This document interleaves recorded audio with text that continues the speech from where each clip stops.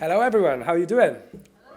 Good, good to see you all, good to see you all. So yeah, I'm going to read a mixture of poems. I'm going to start with a poem called Diolch Mr Robeson. I was commissioned by Cadw and Literature Wales to celebrate the lives of black heritage people who have contributed to Wales, to Welsh society historically, but perhaps people didn't know who they were. So I'm going to read this poem called Diolch Mr Robeson first of all. Paul Robeson was a bass baritone singer, a phenomenal actor, stage and film, civil rights activist as well. So yes, I wanted to celebrate him as one of the people that I chose to commemorate.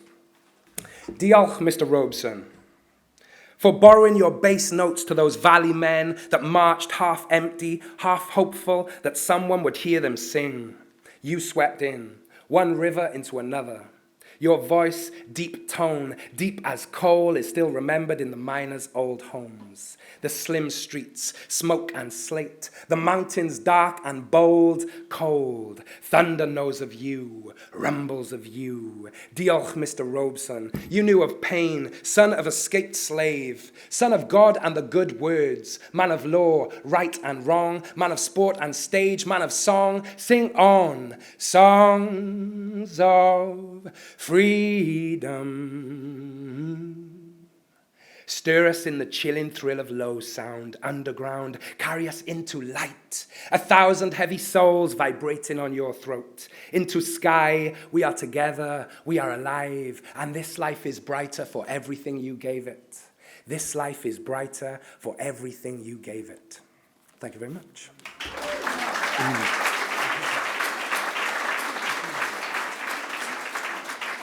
So I'm going to give a song a spin. I'm going to try this out. I've been a little bit compromised. I was traveling around a lot, and I went to about 11 or 12 schools in 10 days around World Book Day. So it's super busy. But this is a song about the black soldiers, the GI soldiers who lived all around the UK during World War II, and I came across them in the annex of 100 people that Cadw invited me to celebrate the lives of black heritage people, and I thought I couldn't believe it because I saw the words Abersychan, and that's where I grew up in the Welsh Valleys in Abersychan, Pontypool. And when I found out that these soldiers kind of were stationed in my area, I never knew anything about it, and I was never told anything about it. So I just thought it was really brilliant, and I wanted to write this song, but it turned in, I wanted to write a poem, and then it turned into this song, and it was just the idea that they were segregated in America and then they came to live in Wales or all around the United Kingdom, and they were free to fall in love with anybody they liked, and I just thought that was a really beautiful thing. So this is called Rosanna, and it's kind of a letter, a sung letter, if you like. So what I want you to do is help me out. Do you think that this is do you think you've got a bit of rhythm in the building? Do you think if I start this song, do you think you can clap along and give me a little hand? Yeah. Okay, so here we go. I'm going to start. Living in a town named Pontypool, where the hills are green and the rivers are cool. Worry of war makes my belly roll, but they're calling me a hero. I've been in the pubs where the men are white, pat me on my back and say I'm alright. I've been thinking about France every night. I don't wanna go, I don't wanna fight. My girl's name's Roseanne, first kissed her a mile away. She took me by the hand, said, I'm a handsome man. Lord, thank you for that day. I wrote you a letter so you know that I'm safe. Don't worry about me, mother. I wish you could see the smile on my face. I wish you could meet my lover. Say that we'll be leaving in a couple of days. Our boats run the sea. If this is the last time you hear from me, just know that I've been set free. My girl's name's Roseanne, first kissed her a mile away. She took me by the hand, said I'm a handsome man. Lord, thank you for that day. My girl's name's Roseanne, first kissed her a mile away. By the hand, said I'm a handsome man. Lord, thank you for that day. Thank you for that day. Lord, thank you for that day. There we go. Okay, there we go. Okay, I'm warming up. I'm going to do some poems from my second book, Donuts, Thieves and Chimpanzees. It's my second book of poetry, and it is a fun and collaborative book. It's got songs, and for me, I wasn't involved in poetry. People always say, did you read poetry when you was younger? But I didn't. I used to enjoy rap, and I really enjoyed reading song lyrics. But then I realized when I started writing poetry when I was an adult that that's what I was doing all along. I was kind of really critical about lyrics, and I was reading rap lyrics all the time in the backs of my CDs. So I wanted to put in this book, Donuts, Thieves and Chimpanzees, I wanted song lyrics and rap lyrics in the book so children can see really that it all comes from the same place. Poetry, songwriting, it all comes from the same essence of creativity. So yes, this is a poem in the book. It's called Anyway, and it goes like this. You see me here, but I'm over there. I'm somewhere else anyway. And you'll never know just where I go. My mind is a kaleidoscope.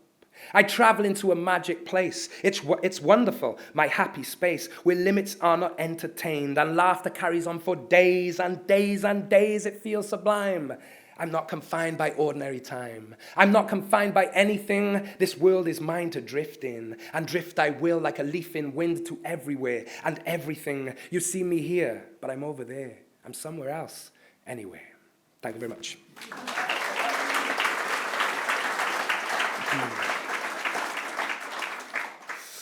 Okay, I'm going to read this poem. It's super fast. I don't know if you're like me and I'm curious about everything, if you've ever really watched an ant or a group of ants or a swarm of ants, a colony of ants, army of ants, whichever kind of collective noun you prefer. But this is called Ant, and it's a poem from an ant. I was in my garden the one time and I could hear this funny little noise. I thought, hang on, what's going on? So I followed it around. It was in my garden. And when I got there, it was an ant performing a poem. And the ant knew that I was an author, and I go all around the country speaking to tens of thousands of children. And said, look, Al, can you just perform this poem just to let everybody know what it's like to be an ant? I said, not a problem. So anyway, this poem is 10 seconds long, okay? And it goes like, listen very carefully, because there are words going on here, but it's one breath poem and it's 10 seconds long. Here we go.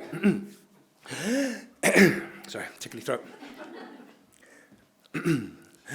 I'm busy all the time, carrying things 10 times my size, a leaf, a piece of moldy bread, an injured arm with a broken leg. Sometimes I don't know where I'm going. Busy is all I'm knowing. Up, down, left, right, zigzag, zoo. There's always something else to do. There we go. Okay.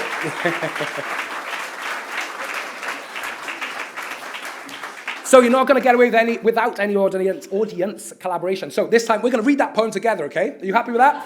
So this is a call and response poem. This is the only way that you're going to know exactly what's going on. So after me, when I point to you, you're going to repeat after me. Are you happy with that? Let's try it out. Ant. Ant. Pretty lame. Faster, okay? Ant. Ant. Okay, we want to keep the rhythm of this poem going. Ant. Ant. Ant. Can you be a bit faster? Ant. Ant. Perfect. Okay, here we go. Here's the poem. We're going to keep it going. Okay. I'm busy all the time. Carrying things 10 times my size. A leaf or piece of moldy bread. An injured arm with a broken leg. Sometimes I don't know where I'm going. Busy is all I'm knowing. Up, down, left, right, zigzag, zoo. There's always something else to do. Give yourselves a round of applause. Okay. One more poem, maybe two more poems. This one is called The Dragon in Question. It's about a dragon that is characteristically more like a mouse, okay? And it goes like this, The Dragon in Question. The dragon in question is more like a mouse. He isn't a mouse, but he lives in a house. Not in the house, but under the house. The dragon that's more like a mouse.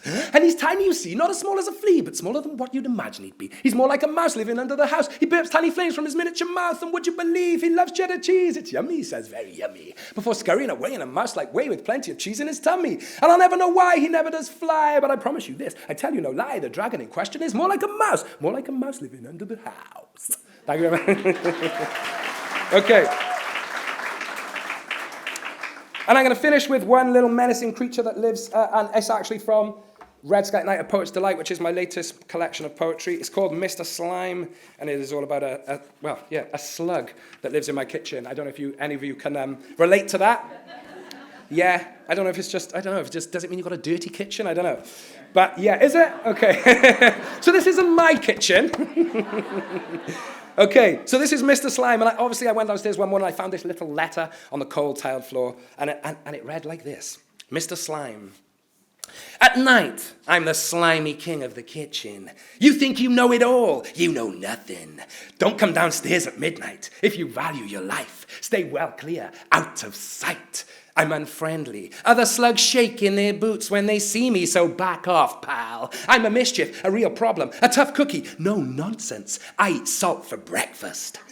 Last night, I slept in the dog's bed. They can keep it. I'd rather sleep on glass. I'm moody. Spiders won't even look at me. I could never be squished. Don't even try. I'll stare you down with my slug eyes. I could never be poisoned. I'm toxic. I lick the food from fallen spoons, then howl at the moon as all slugs do. So don't cross the line. From the cooker to the wall and the fridge to the door, it's all mine. Yours sluggishly, Mr. Slime.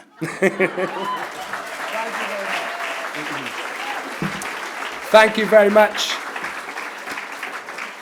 So it's been a real pleasure to open up this evening. I hope that you enjoyed the rest of your evening. I'm really looking forward to doing so myself as well. Take good care of yourself, everybody. Thank you.